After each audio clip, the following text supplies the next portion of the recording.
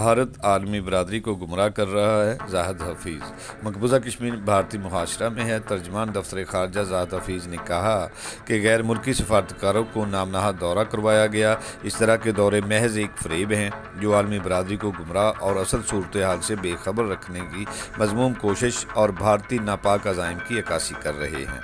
उन्होंने कहा कि इंशाअल्लाह पाकिस्तान हर फोरम पर कश्मीरियों के साथ है और हर प्लेटफॉर्म के ज़रिए अपने मुसलमान कश्मीरी भाइयों के लिए और कश्मीर की आज़ादी के लिए आवाज़ उठाता रहेगा। उन्होंने कहा कि अक़वाम मुत्तहिदा और दीगर इंसानी हकूक़ की तर्जमान इंटरनेशनल तंजीमों से अपील की है कि वो कश्मीरियों पर होने वाले मज़ालम और हक़ के राय दही को समझें और उनके बुनियादी इंसानी हकूक़ के लिए अपनी खिदमात अंजाम दें ताकि मकबूजा कश्मीर के निहत्ते कश्मीरी आज़ादी की सांसें ले सकें।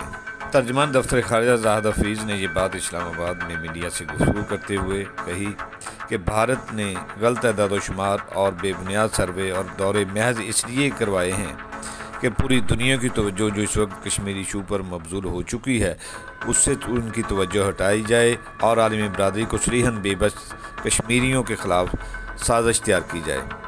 हम मजबूर और बेआसरा कश्मीरी भाइयों को किसी तौर पर तनहा नहीं छोड़ेंगे और ना ही शोहदाई कश्मीर की कुर्बानियों और खून को रायगा जाने दिया जाएगा, क्योंकि कश्मीर पर गाज़िबाना भारतीय तसल्लुत से आज़ादी के लिए आज तक हज़ारों कश्मीरियों के खून की होली खेली गई। पाकिस्तान ने हमेशा कश्मीरियों के हकूक़ और आज़ादी का अलम बुलंद रखा है और हमेशा उनके लिए आवाज़ उठाते रहेंगे।